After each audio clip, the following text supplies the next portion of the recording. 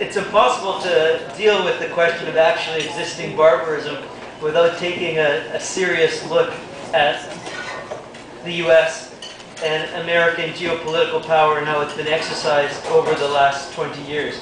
That's exactly what Vivek Chibber does in this essay in the current volume, dealing with American militarism and the US political establishment, with a relative focus on the lessons from the invasion of Iraq. Vivek is chair of the graduate program right now in sociology at NYU, and he's author of Locked in Place, State Building and Late Industrialization, and numerous other articles dealing with India, Korea, and other societies. Vivek? Thank you, Greg.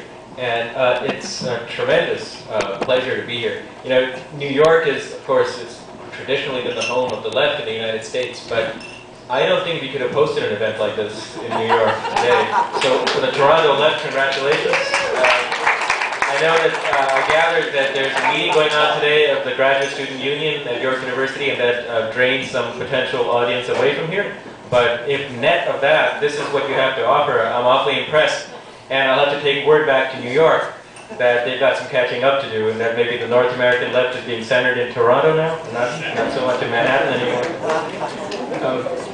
But that said, I wish I had a more pleasant topic to talk about than the United States and its role in the world today.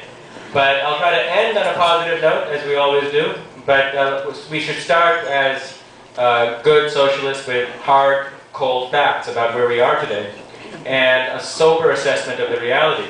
And sobriety, in fact, is called for because today, in the wake of Obama's victory in the United States, sobriety is one thing that seems to be lost among people on the left.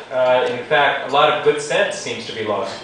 This is not to disparage the victory, it is historic, and it is extraordinary that scarcely more than a generation ago, a man who may not have had the right to vote, who wouldn't have been able to take part in many public events, can actually be the president of this country, and that is extraordinary. At the same time, though, in all the euphoria around Obama's coming to power, there is what seems to be an excessive set of expectations about what this election might represent. And what I would like to do today is talk a little bit about the trajectory that Obama has occupied in coming into office, and just based on what we've seen so far, what we can expect with regard to changes in direction in American foreign policy. I am not going to talk very much about domestic policy for reasons of time. Actually, I don't want you to infer from this that everything that I say about foreign policy will also apply equally bleakly to domestic policy, because that's not necessarily true. There's reason to expect that it'll be quite similar, but I think there is a lot of space for maneuver in domestic policy. Foreign policy, though, I think is a different matter, and we need to understand why it's a slightly different matter. The euphoria around Obama is understandable. There's no doubt that the last 8 years under Bush were kind of a descent into darkness in every conceivable way. With regard to rights and freedoms at home in the US, but even more, with regard to the absolute brutality and contempt for human rights and human dignity that Bush unleashed onto the world. It's sort of understandable when somebody comes into office who understands what the words human rights even mean, who can read a sentence, for example, who seems to have some understanding of what newspapers are and the function that they serve, and who even talks to people outside his immediate coterie. And that has led to a bit of euphoria. But there's also a great deal of straightforward propaganda that's come out of the Democratic Party establishment and the intellectuals around it. And that propaganda has suggested that Obama's victory represents a historic break, not a return to the pre-Bush status quo, but a historic break towards something altogether different when in the making of American foreign policy. And by extension, that means in America's place and orientation toward the world. Well, it's only been 2 weeks, so it's a little early. We haven't gone through even the first 100 days, the mythic 100 days that people like to talk about. But those 2 weeks have already shown us some significant signs about what we might expect.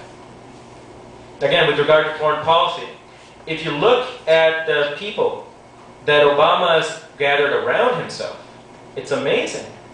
There is not one single progressive in the entire foreign policy team that Obama has gathered up. In fact, the foreign policy spectrum of views in his foreign policy team is dominated by the Clinton wing of the Democratic Party, and then what's called the realists coming out of Obama's own camp. The few people who might have been able to color themselves as progressive were shunted aside a long time ago. So if we just look for a second at the people that Obama has surrounded himself by, if that's any indication of what we should expect, then what we should expect is not a historic breaking point or a turn towards progressive policy, but a return to the pre-Bush status quo. Now that's recognized too in a lot of circles. But what's interesting is that the pre-Bush status quo, in other words, the Clinton years, are themselves represented as an era in which policy was driven by a respect for human rights, multilateralism, morality, etc., etc. So one way to assess where Obama might be going is to look at the kinds of policies those who he has gathered around him pursued when they had power the last time around. That is, when Hillary Clinton's erstwhile, well, not erstwhile yet, when Hillary Clinton's husband was in power. And this is important because if there was ever a time in 20th century, or at least the second half of the 20th century, American foreign policy, if there was ever a time when a space opened up for America to retreat from its imperial mission, to open up a space for progressive foreign policy driven by a respect for rights and multilateralism, etc., it was the 1990s. For a very simple reason. The 1990s was the time when the one force in the world that had been used as an excuse for propping up dictators, for training death squads, for propping up dictatorships, for launching bombing campaigns, that is the Soviet Union, the evil empire, when that force was no longer around, the justification for American militarism abroad simply dissolved. What we ought to have seen, therefore, was a retreat. If American policy in the Cold War was driven by a need to restrain the Soviet Union, then what you ought to have seen was when the Soviet Union is not around, the goodness of the American heart steps in and drives foreign policy. Well, what did we witness? What we witnessed was exactly what Clinton told us to expect in 1993, months after he got elected. In the fall of 1993, his National Security Advisor, Anthony Lake, made a historic speech at Johns Hopkins University. And what Lake said at that speech was, hey, the Cold War is over. What are we going to do now? What we're going to do now is, he said, the term he used was, we're going to enlarge American influence and power. We're not going to withdraw. We're not going to come back from the world into the shores of the US. We're not going to become a garrison state. We are going to expand our influence. And this expansion will be done along two lines: military and political, and economic. And in line with this, the Joint Chiefs of Staff very quickly after that released this document called Vision 2025, in which the Joint Chiefs of Staff also laid out a plan to expand American military presence across the world into regions where it had been blocked while the Soviet Union existed. And in fact, under Clinton's watch, this is exactly what they did. The two major expansions of American military presence in the 90s occurred in regions that had been out of reach during the Cold War. One was Eastern Europe, in the erstwhile Yugoslavia, and the second was the Middle East, in the wake of the first Persian Gulf War, when the US invaded and bombed Iraq. This was what Clinton represented at the time. Now, it is true that under Clinton, the focus was on the economic. But this should not be seen as something distinct from an attack on human rights and an attack on the basic institutions of human welfare. Because what the economic expansion of the United States was a direct attack on the social safety nets, and the economic rights and the economic livelihoods of the poor across the world. And it was not done through mutuality and mutual negotiations, but it was rammed through coercively by using financial mechanisms and the IMF and the World Bank as leverage. This was a dimension of the same attack on the autonomy and the freedoms of people across the world that the military and the political institutions were carrying out at the same time. Now, on the military front, there's, of course, famously, the bombing of Serbia. There's the incursions into Africa. But what stands out, most of all, is the Middle East. Part of it, Bashir will talk a little bit about Oslo, I think, but we should just mention the enforcement of Oslo onto the Palestinians, which was a direct, again, military enforcement through Israeli weaponry. It's the Israeli army carrying American weaponry. But the second was the killing of more than 500,000 Iraqis through sanctions, both of which were carried out consciously and explicitly justified, and both of which were a direct affront on those very same principles that now Obama is supposed to be upholding through the Clinton establishment that he's brought into the fold. So in all of these instances, what the Clinton era represented was an expansion of power right along the grooves that had been laid out by his predecessors, by Reagan, and before Reagan by Kennedy Johnson, and before them by Eisenhower and Truman. This is the thinking that Obama has brought into his cabinet. Now within this, Iraq occupies a special place. On the question of Iraq, there is another myth that's been propagated, that the real difference that Bush made when it came to Iraq was that he launched an invasion that was unnecessary. This is what the Democrats say. It was the wrong war at the wrong time. What are they saying? It was unnecessary, and the US policy under Clinton, which was the sanctions regime, was doing just fine. And had Bush not come into power, this humongous catastrophe for American power in the Middle East could have been averted. But this is simply a bit of myth-making, nothing more. Under Clinton, it is true that there was no military invasion of Iraq. But this is not the same thing as saying that Clinton was satisfied with maintaining some kind of negotiated compromise with the Iraqi regime. In fact, from the day he came into power, Bill Clinton was committed to overthrowing Saddam Hussein.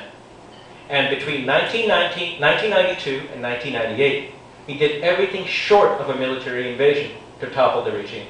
They tried assassinations, they tried fomenting a military coup, they tried ethnic uprisings, and they tried civil unrest. Each and everything that could be tried was tried, and it failed. In fact, between 1996 and 2000, under Clinton, you witnessed an enormous escalation against not only Iraq, but across the world. These are the 4 years in which the US really comes into its own in deciding that they're going to be not just a superpower, but the hyperpower.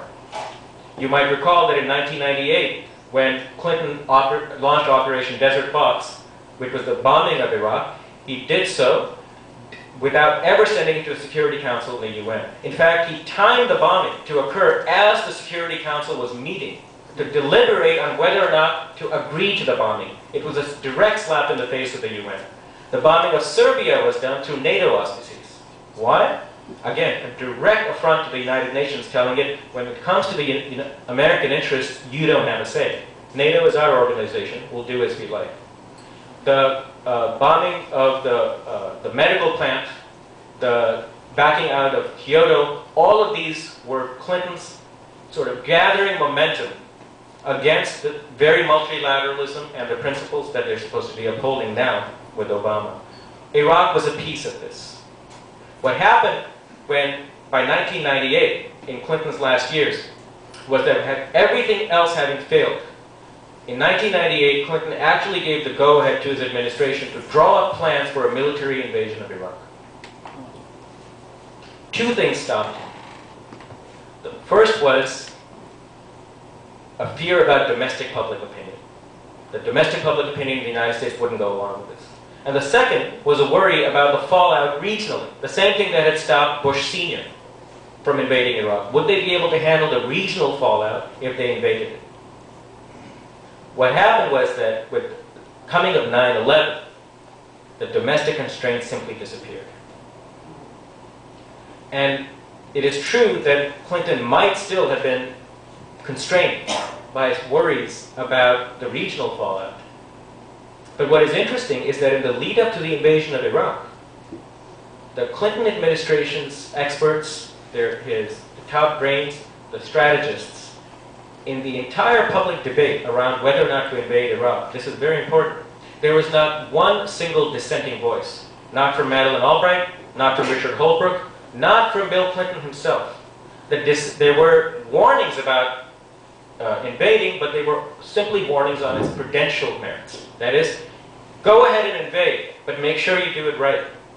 The entire foreign policy establishment recognized that after 9/11 we have a historic opportunity. A window has opened up where the American public will accept an invasion on a country that has done nothing to harm, to directly threaten the United States, and which is completely defenseless and unable to withstand an attack. And they were right. The American public was in fact so pliant. The important point is neither Holbrooke nor Clinton nor Albright nor anybody in the entire Democratic Party said, don't invade because A, it's wrong, and B, it can't possibly work. What they said is, it could work, but make sure you do it right. So if these are the people now who have come into power, what can we expect of them? Well, it's early. But there are three signals we have already as to where Obama is going to place himself in these conflicts in the past year. The first is, in the spring of 2008, when Bush started negotiations with Iraq on what the future of American military presence in Iraq would be, what leaks to the press revealed was that Bush's plans for Iraq were an outright neo-colonial occupation. Most of you, I imagine, are aware of this. But what the plans contained was the US to have the right to station literally hundreds of thousands of troops in Iraq, to have the authority to imprison Iraqis at will, to have the right to invade other countries from Iraq, to control Iraqi airspace, and to have major say in Iraqi foreign exchange and economic policy. This is astonishing, because what it showed was that Bush had learned absolutely nothing in the past 5 years about the actual power of the US over Iraq and the willingness of the Iraqis to put up with the US power. Now here's the important point. When these details were revealed, there was scarcely a single objection or criticism that came out of the Democratic Party establishment. Even after the debacle of the occupation, even after the emergence of Iraqi resistance, even after all the opinion polls showed that ordinary Iraqis want no trouble with American presence in the US, even after all this, even after they'd said the occupation was the wrong war at the wrong time, yada, yada, yada. Think of a single prominent Democrat who said what Bush is planning to push through, A, is wrong, B, cannot work. Nothing, not one. Certainly not from Obama himself. Secondly, in the past 5 months, the past 5 weeks, the destruction of Gaza, Israel's attack on Gaza, now, of course, the Bush administration played its role in this. The bombing of Gaza started in the very last days of the Bush administration, almost certainly because the Israelis were afraid that with the coming of Obama, the window might narrow for a military invasion of the Strip. No doubt. And it ended the day before Obama takes office. Okay, that's a giveaway. But what is Obama's response to all this? Nothing. In fact, what he does is he lectures the Palestinians that they must accept the conditions imposed by the Western powers and by Israel. And then he reaffirms that if my house were being bombed or attacked by rockets the way Israelis are, I would do whatever it took. This is a direct signal about the looming continuity of American policy with regard to Israel.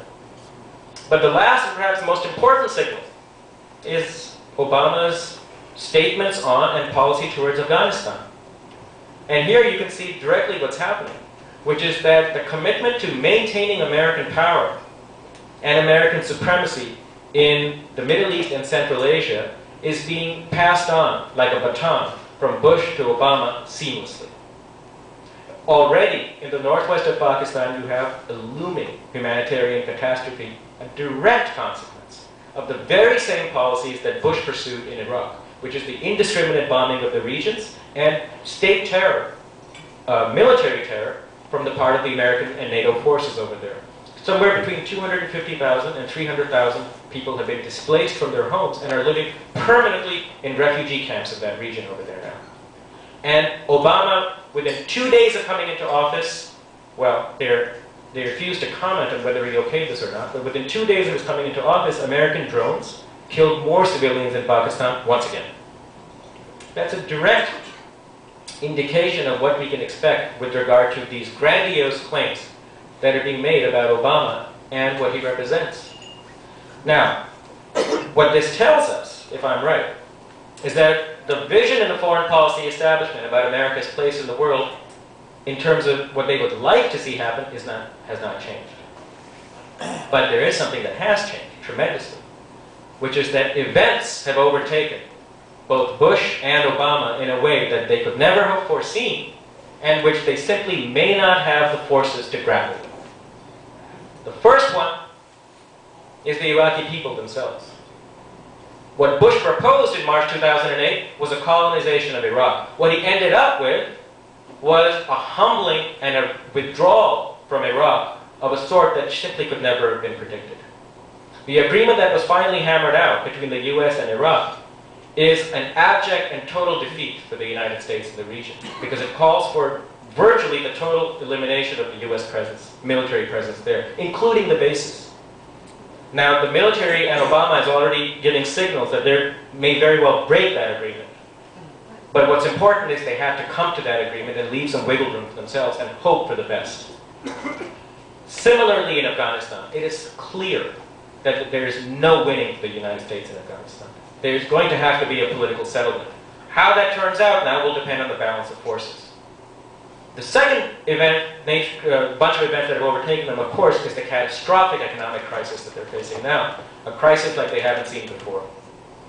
So the combination of the military and political defeats in these regions, along with now the narrowing of the resource base that they have, is absolutely unprecedented for them. The one thing that's missing, the one thing that could turn this into a genuine defeat of historic proportions, is a left. Some kind of actual political force coming from below, which uses this opportunity to push through an alternative vision and alternative program. That is what we don't have. Well, we may not have it, but one thing we cannot afford to have is the kinds of delusions and the kinds of dreams that are coming up on the part of people who should know better, and of course on the part of the media at this historic turning point. What we have now is what could become a turning point, but only if we take charge of our destinies and the politics that confronts us now. Thank you.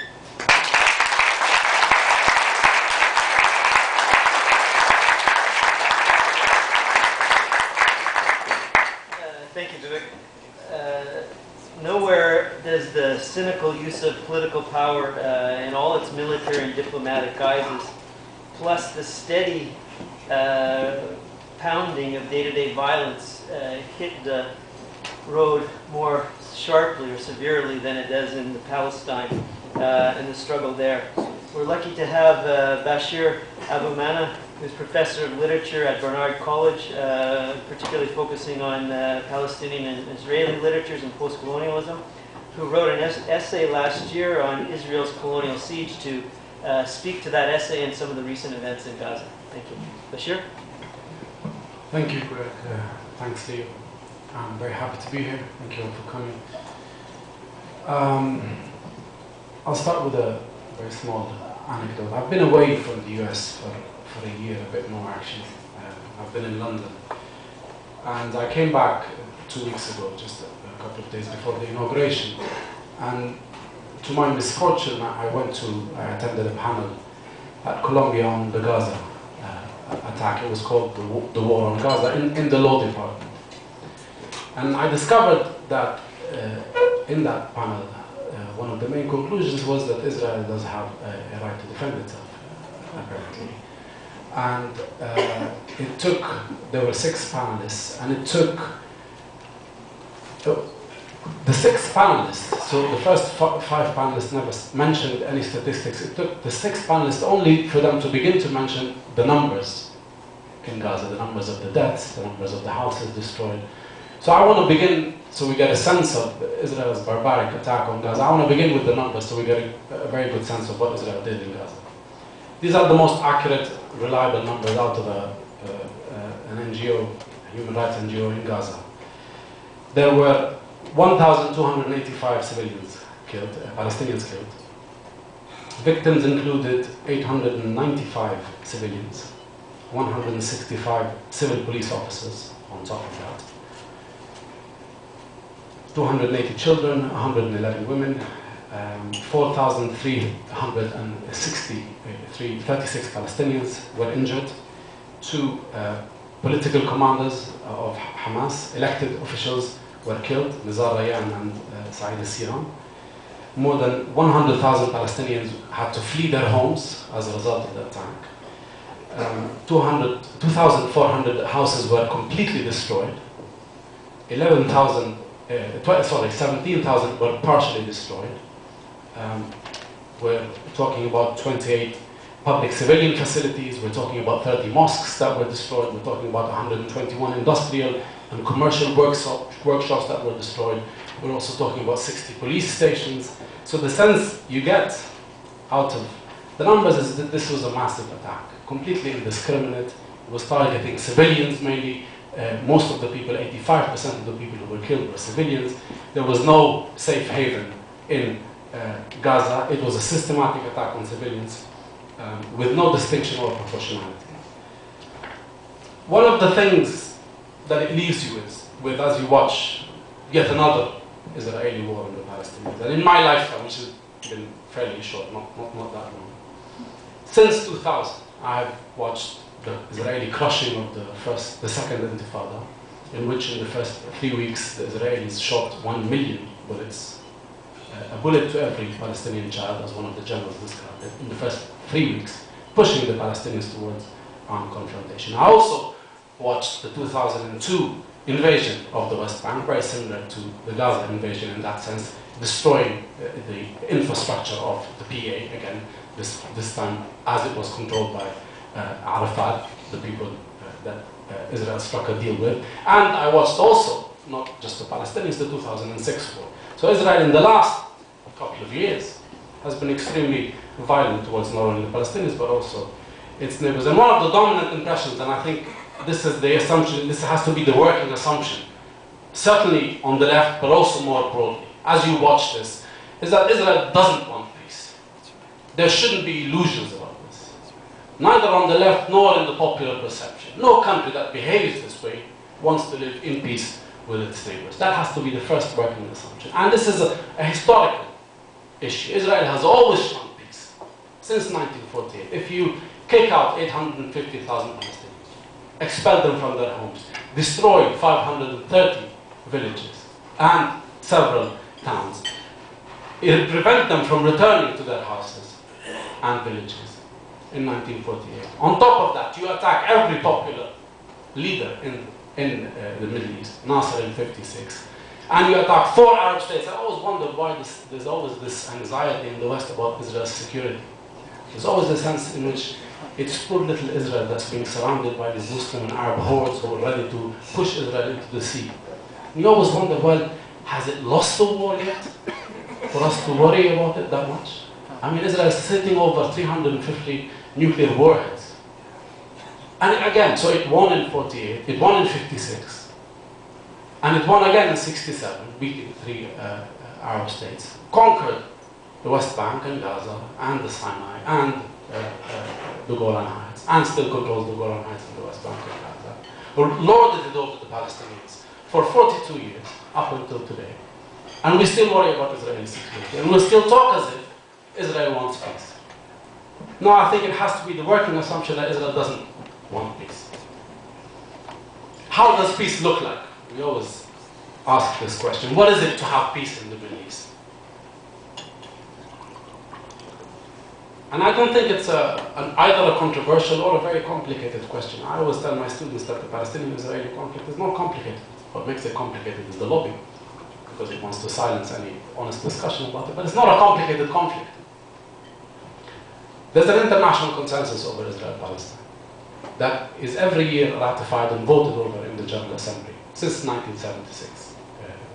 That is, peace in the Middle East looks like a two-state solution. Peace in the Middle East looks like an Israeli and complete Israeli withdrawal to the 67 borders. Peace in the Middle East requires Israel to allow for a Palestinian state to exist beside it. Every year it has been ratified since '76, and the only people who happen to reject it are the Israelis, of course, and America, the most significant supporter of Israel in the world. So until that rejectionism is reversed, there's really no chance for peace in the Middle East. That's how peace begins to look like and begins to feel like, is complete withdrawal, reversal of everything that Israel put into place in the West Bank, settlements, Jewish-only roads, the wall, most of which is built inside the West Bank territory that covers protects most of the settlements. It also imprisons 400,000 Palestinians, partially or totally surrounds them, who will be soon cleaned out if that process continues. 630 checkpoints now currently in the West Bank. And one has to remind oneself when one talks about these things that not one Qassam has been fired from the West Bank. And the war on the Palestinians in the West Bank continues. So there's no sense in which, as Amira has said in Haaretz, history begins with the Qassam. No, history begins with the Israeli occupation. History begins in 48 with the Israeli dispossession of the Palestinians. That's when history begins for the majority of the Palestinians. So that's one important dimension. The other important dimension, that there has been a shift in Israel's occupation of the Palestinians. And that shift came into play in Oslo. So not only has it been shunning peace, but also the peace that it gave the Palestinians is no peace at all. In fact, no national Palestinian rights have been achieved in Oslo, no sovereignty was gained, no independence was gained. The state that was supposed to happen, or the Palestinians imagined would happen, it was never in the agreement. The word occupation doesn't appear in the Oslo agreement, never materialized. And you get a sense, I think the best way of explaining Oslo is to say that the Palestinians have moved from being blacks in South Africa to being Native Americans in America. That is the shift. They have moved from being part of the Israeli Zionist structure, being exploited as cheap labor in Israel, to being completely cut out of Israel. And when they're completely cut out of Israel, when they become dispensable, that's the shift that happened in Zionism. From 1991 onwards, actually, when closure policy began, it was referred to as closure, the Palestinians became dispensable. First, we had a situation where Gaza was closed off, i.e. that Gazans could no longer travel freely into Israel and work freely as cheap labor in Israel. And then it began in the West Bank as well. And now we have a situation where you can only go in if you have a permit, and very few people have permits, and only the VIPs have permits. Only the people who have common interests with the Israelis have permits. The majority of people don't have freedom of travel, not only between the West Bank and Israel, but also internally in the West Bank, which is what the 630 checkpoints do. So we have to understand that's what Israel refers to as the disengagement. This is what happened in Gaza. Israel pulled out.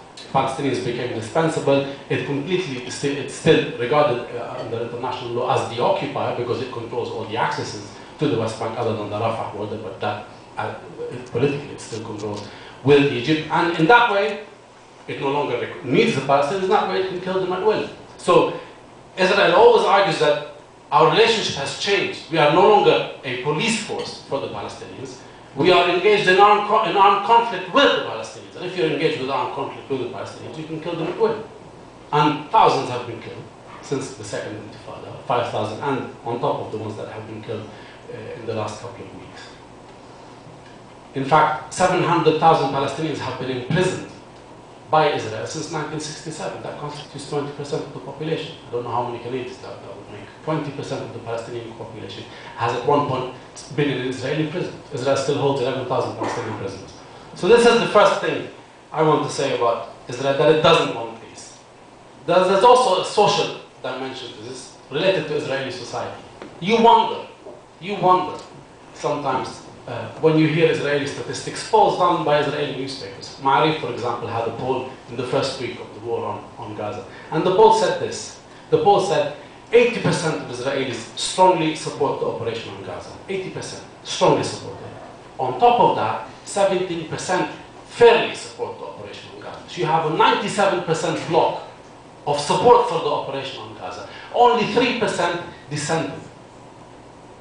You ask yourself, is Israeli society ready to have peace? with those kinds of statistics? I mean, these are horrifying statistics. I don't know any society that scores that kind of consensus over one issue in the world. 97% agreement that the attack on Gaza is justified and should be done. This is what people who want peace in the Middle East are up against. The second thing I'd like to say is about the US, and Vivek mentioned it at the beginning. And I will make a very brief point about it. For us to feel that there has been a change in policy over the Israel-Palestine issue is for the US to accept the international consensus over Israel-Palestine. When the US stops being the leading after Israel rejectionist of Palestinian rights, then we know that there's been a shift in American policy. There is no shift in American policy under Obama. In fact, it looks very bad. With the appointment of Mitchell, the situation is this. There was a very nice article by Jay Adams, actually, on the appointment of George Mitchell. And he said this: Mitchell has been wonderful in Ireland. He's been a nice conciliator. He brought them together. He pushed. He had power. But American role in the Middle East, he said, is not perceived as a good thing. And you say he's damn right. It's not perceived as a good thing, and nothing really good will come out of Mitchell until there is a shift in American rejectionism over Palestinian rights. The third thing I want to say is about the Arab environment. The Arab state regime, Egypt, Jordan, Saudi Arabia, was happy with the attack on Hamas. They wanted Hamas to be weakened. They wanted the Palestinians not to feel so cocky about resisting the Israelis or resisting the demands of Israel. They in fact were complicit with the attack, Egypt especially. There were accusations in the Arab press that Egypt actually deceived Hamas. It told them that don't expect an attack, nothing is coming, and they were going to cancel this police parade that they had. And they didn't cancel it because they were given assurances by Egypt that Israel is not going to attack on that day, and Israel ended up attacking. So Hamas feels completely betrayed, the Palestinian people feel betrayed, the Arabs feel betrayed. But the Arab issue that arose over the opening of the Rafah crossing to allow support, humanitarian support, other popular support for the Palestinians internally, puts the Palestinian issue again, and I think this is very significant, in a regional context.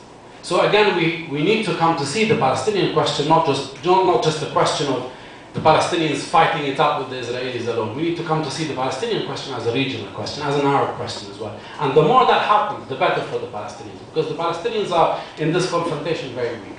They lack capacity to impact on Israel, to force it to change its policies, to force it to recognize their rights and their humanity. So they need Arab support.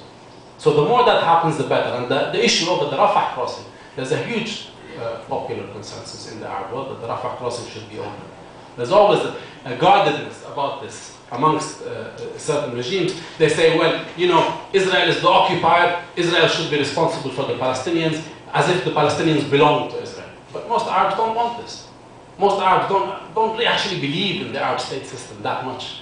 They're not committed to this notion of cutting off states. They believe in Arab cooperation more and more. They wanted to help the Palestinians. I mean, the Turks wanted the borders to be open so they can go down in their own terminology because of the power of the Islamic movement to join the jihad against Israel. The Turks wanted that, and Turkey is an Israeli Arab. So you can understand the tens of thousands, hundreds of thousands, and millions of Arabs that came out demonstrating over a period of 3 months, over a period of 3 weeks, against not only Israel and the US. That wasn't surprising. If you have democracy in the Arab world, there will be no American imperialism. All the regimes will be voted out that ally themselves with America. That's not in and of itself interesting. They protested against Egypt and in front of Egyptian consulates, demanding that Egypt open its border with the Palestinians and allow help to come in and cooperation to be consolidated. So that was the new thing, that they see Egypt as much to blame for this paralysis in the Palestinian side as much responsible for what's happening in Gaza as the Israelis are. So again, we need to link up the Palestinian question with the question of Arab democracy. the more we lose these autocratic regimes, these authoritarian regimes that crush Arab democracy, the better it is for the Palestinians. Because the more popular will be represented, and the more Palestinians will get help from their Arab brothers and sisters. That is fundamental. The first thing I want to say is about the Palestinians themselves. In America, they always say, why don't the Palestinians give us a nice Mandela? Where is your Mandela? It's always the Palestinians who are at fault for not giving the Israelis a nice Mandela to wear. And I always tell them, actually, you had your Mandela. You had a Mandela in 1988 when Arafat effectively recognized the state of Israel, jumped through the American hoops, renounced violence, and gave you a recognition of Israel's right to exist, and accepted the international consensus. Declared it effectively has been working towards it since '74, but it became official in 1988. So in 1988, Israel had its Mandela. What did America do? It allowed for low-level meetings. That's what's going to happen now. When you jump through the American loops, what do you get? When America demands that Hamas accepts the quartet conditions, i.e. for Hamas to discard all its program and become Fatah, and then what does it get? Low-level discussions. That's what you get when you jump through the loops. Right? So you got your Mandela in 1988. What happened? Nothing happened politically. Palestinians didn't get that. You got Oslo. Oslo demobilized the Palestinians, isolated them politically, made them very cynical about the possibilities of changing things through politics. Hamas grew, suicide bombings grew, because the Palestinians had no way of getting at the Palestinians, at the Israelis, which is what Pakistan does as well. Because the Israelis are no longer in the cities, because the PA is administrating the cities, the PA is the colonial enforcer of Israel. And you have a situation where we are at now, where you have a very powerful American allied friend called the PA, with Abbas, that in contradiction with the Islamic movement and the fundamentalist movement. There's nothing else in between. Let us have no illusions that there's a left growing or becoming significant. There is nothing else in between. This is the tragedy of Palestine. That both main actors on the ground effectively will lead Palestinians to a dead end. American dead end, and the other fundamentalist dead end. The fundamentalists will not manage to liberate Palestine. This is the first thing I want to say about the Palestinian issue. The fifth thing, and I will end with that because time is running out, is what we should ask for in the West. What should the West demands of solidarity with the Palestinians be? I think the first thing we have to demand is sanctions against Israel. There's a lot of discussion about, cultural boycott and who should we stop buying from Starbucks, and that's fine. I respect that. But Israel is signatory to the UN. It's a member of the UN. It's responsible to UN resolutions. There has been a resolution since 1967 demanding that Israel withdraw the 67 border. Israel is not obliging. It should be enforced.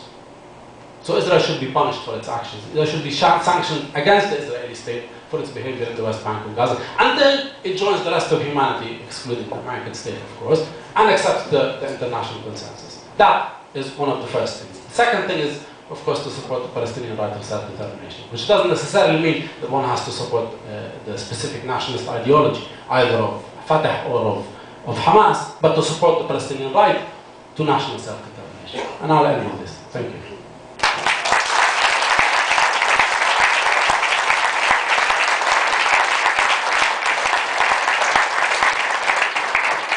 Thank you, Bashir. I would have to just point out one thing in your presentation, that since we're speaking in Canada, Canada has been as much of that rejectionist opposition historically, in substance, not always in form, but now also in substance and form over the last 3 or 4 years. It's kind of always been part of that rejectionist camp as well.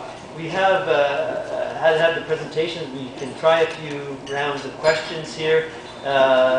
See what occurs, and we can turn to socializing. I guess I just say very briefly, in this whole scenario, this idea of 97% of Israelis who support this, I'm not really prepared to villainize the entire Israeli public. So what one has to think about is what that fear and, what is the imaginary of those people? What's the context in which they could reach the conclusion that this kind of violence is necessary, right? For their own survival, because of their fear, there's just a whole set of questions there about what produces that kind of public, which I think is not addressed yet, really. And in an indirect way, I think my work is trying to speak to that question. Sure. Well, the short answer is Israeli state force produces that kind of public.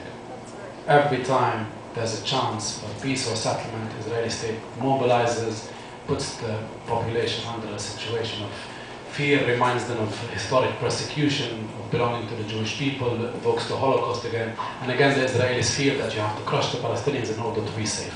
So it puts you in a cycle where you're only safe if you kill more Palestinians, which makes Israel the least place safe for Jews to be in the world. So hence, we want to call that irrational. I think it's fairly rational for the Israeli state, because the Israeli state's interest is to hold on to the land, hold on to the settlements, and remain there. I didn't invent the statistic, so I don't want to seem to be dehumanizing the Israeli. I think the Israeli society is a very complicated society, but when you score that kind of statistic, you wonder how complicated the society is. You wonder how complicated the society is, which hasn't managed to provide a significant peace movement for the Palestinians to deal with. I think there is a way around this problem, and I don't think the Israelis, to be honest, will ever do anything to change the situation, because the situation reeks of privilege. They benefit from the settlements. They are happy with the settlements. They get subsidies when they move to the settlements. It's not only a political project for them, it's also an economic issue for them. So there are material incentives for them to continue supporting the settlement project.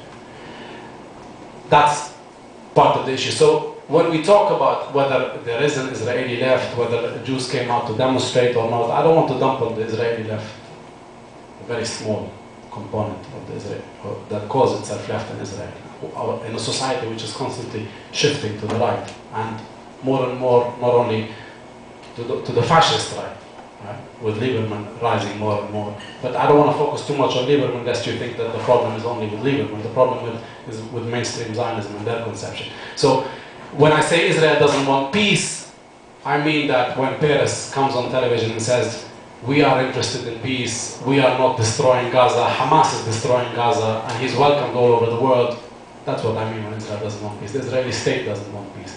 Statistics vary.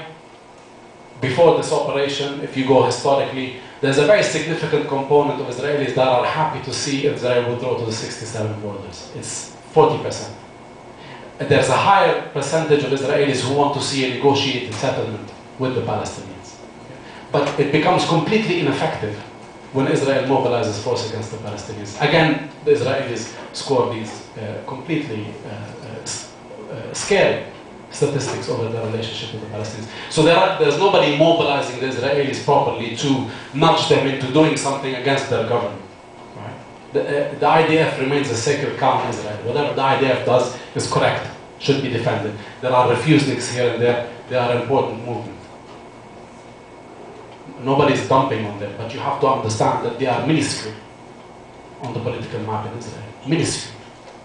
Right? In the whole Israeli Knesset, of the Israeli Jews in the Knesset, there is not one person that believes the Palestinians are partners for peace. There is not one person. You can score the racist chart, or they're all on the racist side of the political spectrum. That's the problem that the Palestinians face. So all I'm telling you is, rather than every time worrying about what the Palestinians are doing and every time saying, is it on the Palestinian side? No, there is a deep problem in Israel. And we will never have peace unless we tackle this deep problem in Israel, unless the left and the ordinary people in the West recognize that the problem in the Middle East is not the Palestinians, and what the Palestinians want, and whether they have beards and whether they wear veils or not. I don't subscribe to fundamentalism. I am against fundamentalism, and I fight every tenet of their ideology. But this is not the problem we have in Palestine. The main problem we have in Palestine is what Israel does. That has to be recognized. So this is the peace issue. The settlement issue, sure, they are the main obstacles to peace, as the American state likes to say. But there are 500,000 settlers now in the West Bank. Do I think the settlers will be evacuated realistically? If I didn't think that, then I would accept the situation that the Palestinians will live like dogs, like Dayan wanted them to live. And like Dayan said, either if you want to stay here, you will live like dogs. If you don't want to live like dogs, leave. So I'm not happy to accept that option.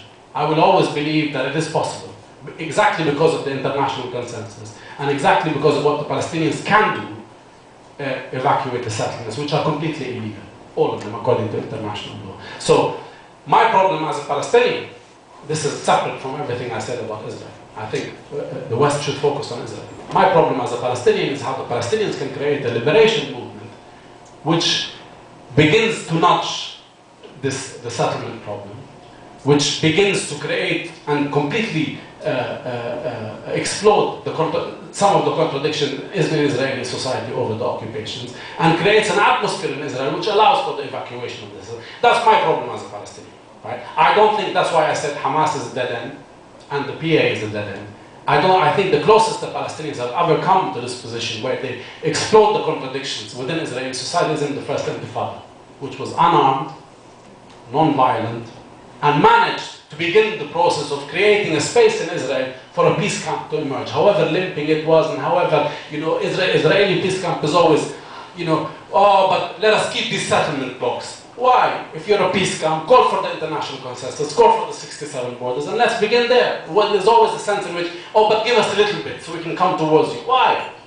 You want to have a genuine peace camp, you call for the international consensus. This is what everybody in the world wants, and there you begin. Right? As I said, always, we have to indulge the Israelis. Give them a little bit more to make them feel comfortable because of whatever. Because they feel persecuted. I mean, woe for the people who feel persecuted and persecute people every day. The Obama thing, and I'll end with this, whether there'll be a switch in the Obama position. I think what Vivek laid out politically is what is expected in Israel-Palestine as well. I think you will see diplomatic movement. You will see shaking of hands. You will see an attempt to regurgitate a semi-type Oslo deal. You will see immense pressure on the PA to produce another capitulation for the Palestinians. That's what you will see. Israel is not changing its position. Israel wants somebody to sign off on the fact that you will remain the colonial enforcer of the Israelis. Whether they will find it now, I don't think they will politically. The political atmosphere in Palestine is not conducive to, if Abbas signs it, he'll probably be killed. This is the situation inside Palestine. I don't think anybody on the Palestinian side will provide this, but I think there will be immense American pressure for the Palestinians to produce another limping Oslo, like the Clinton years did. And I'll end with this.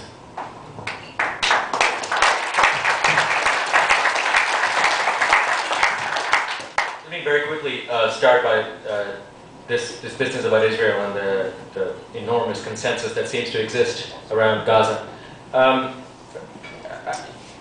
There's a fundamental fact that you have to start with when you regard internal Israeli politics. I think there's much that goes into what's behind this statistic. The fundamental fact is that Israel is the last of the 19th century settler colonial projects. And one thing every settler colony had in common, the United States, Australia, Israel, New Zealand, even Algeria, is that the settlers, South Africa, all right, Canada. American imperialism.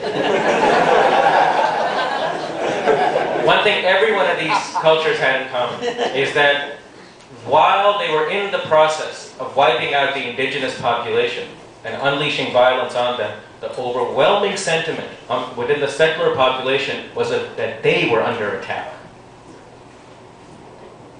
I can't explain it, except that when they attacked the indigenous populations, they met with resistance. So they were experiencing violence. But because they saw their attacks as being entirely legitimate, in Israel's case, given to them by God, and so too in the United States as well, because they're legitimate, the only illegitimate thing is the violence in return. And then, when that violence does come to them in return, well, of course, they're perfectly justified in further escalating the cycle of violence. Now, I think there's much else that goes into the Israeli situation. The historic failure of the Israeli socialist camp, the absolute subordination of the Communist Party to the national project, the destruction of the Israeli trade union movement and its incorporation. But the underlying fact is this completely odd cultural sort of pathology that seeps into settler colonies. To us, it seems odd now because the historic task of subordinating domestic populations in the North American continent was completed a long time ago. Israel has not been able to complete it, and its population is dealing with that problem now. And I think it is, if you had gone to 19th century America, to 19th century Australia, if you had been able to take an opinion poll, you would have found a huge consensus around the violence being unleashed against Native Americans, against the Aborigines of Australia, etc. So I'm not that surprised. The failure, the real failure, yeah, Bashir said, we talked about why Palestine has not produced a Mandela. Well, Israel has not produced a Joe Slobo. And they have a lot of explaining to do on this count, not the Palestinians. Well, okay, that said, some of the questions that were addressed.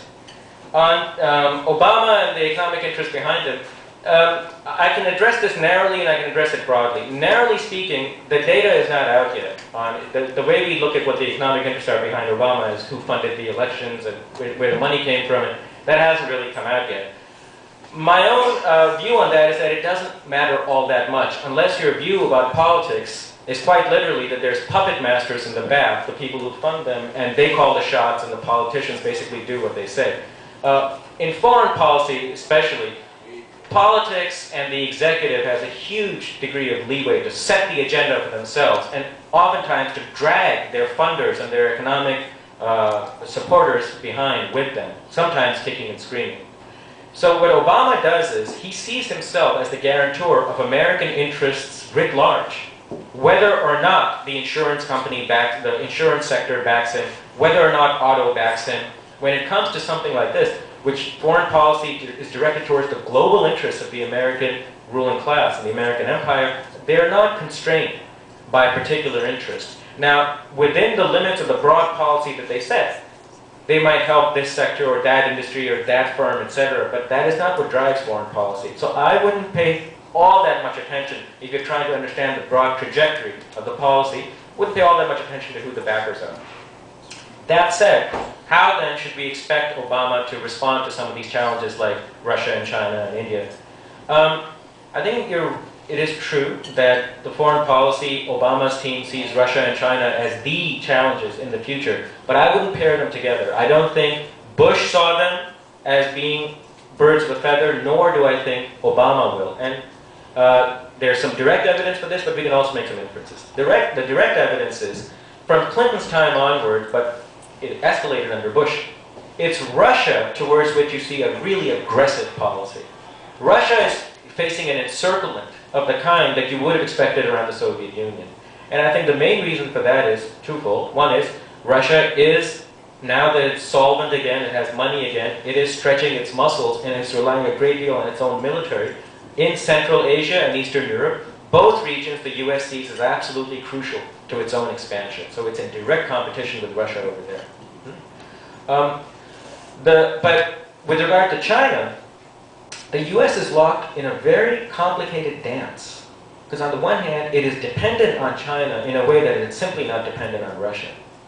As you all know, basically this huge debt that Obama is piling up and Bush piled up, it's being funded by the Chinese with a few other allies.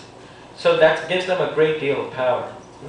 On the other hand, China is not using the same kinds of more naked instruments to expand its own power the way Russia is. It's much more subtle, and I think in the long term will be much more successful.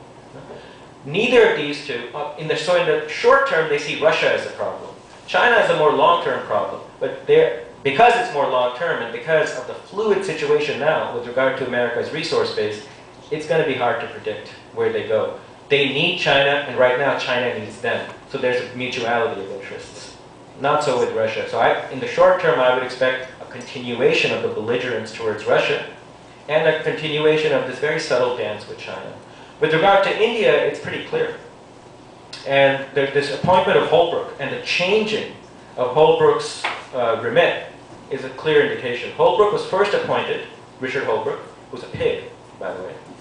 He was first appointed with being told that it's all of South Asia that you're supposed to handle, and Obama's people took Kashmir as an absolutely central problem to be solved. That if India and Pakistan conflict is to be solved and the escalation of terror in South Asia is to be solved, you have to approach Kashmir the way we approached Ireland and the Irish situation.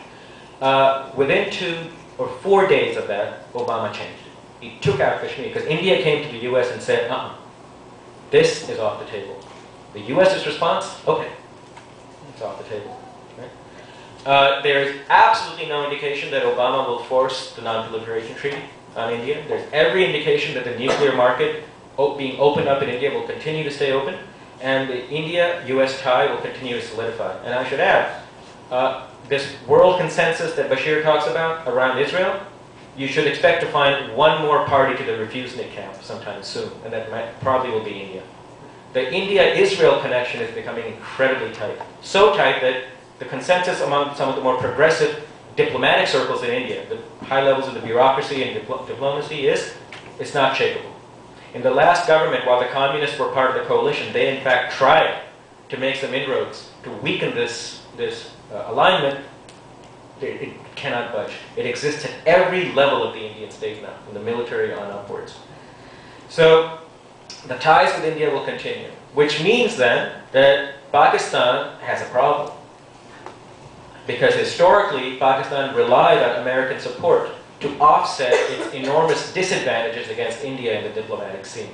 So Pakistan, first of all, will experience less support from the US, which means that it'll have to rely more on these groups, that is, the elements of the Pakistani bureaucracy have been funding these terrorist groups and these militant groups as a way of disrupting the gains of Indian diplomatic leverage, which is going to end up setting, in my opinion, American policy against big chunks of the Pakistani state. It's going to be a direct confrontation between them, and it's not going to be pretty. Where it lands up, we can't predict right now.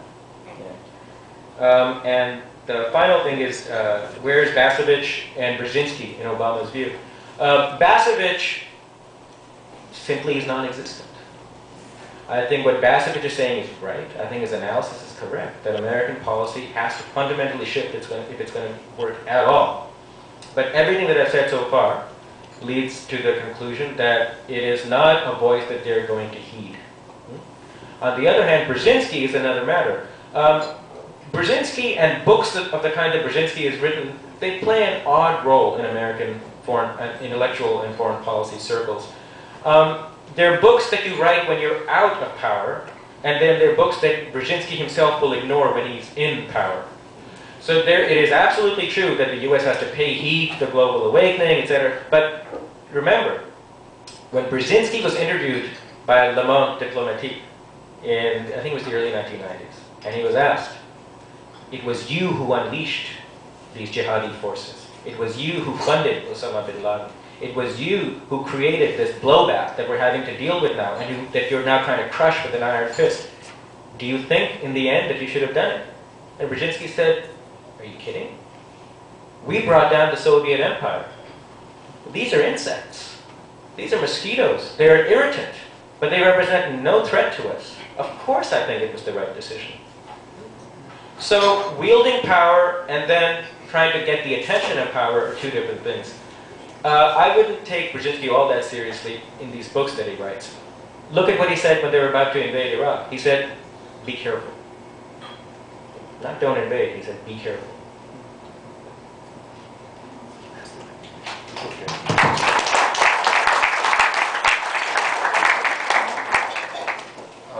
Just two comments. One, to take seriously Daryl's question with regard to the indigenous populations.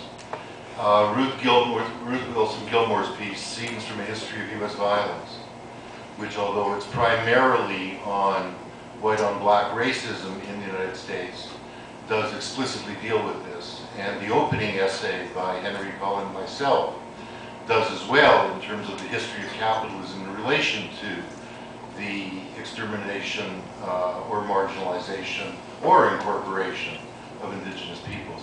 That's not to say that that obviously isn't an important topic.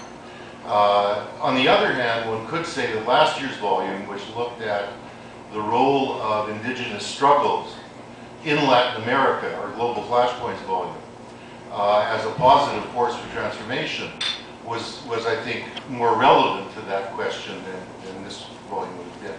And then just finally to pick up on Radhika's invitation, one of the ways in which we explicitly tried to organize this volume was, yes, to make the point that the defeat of anti-imperialist, secular nationalists, including in the Arab world, and socialist forces needs to be understood as a very, very important factor in the balance of power today and the capacity of imperialist and capitalist forces, reactionary forces generally, to play the role that they're playing, the violent role they're playing. Having said that, we don't think that that's enough. And we tried to be sober with regard to other factors that come into play in producing violence amongst the people. That can't be reduced to the blockage.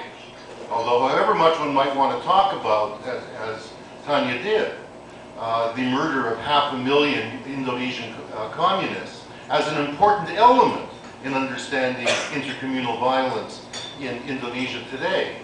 Whoever much wants to talk about the marginalization of the Indian left as a major political force. And we have two very important essays on India. One of them on intercommunal violence, one against violence against girls and women. That isn't enough either. And we tried to leave enough space for understanding those other elements that can't be reduced to the defeat of secular nationalist, socialist, and progressive forces.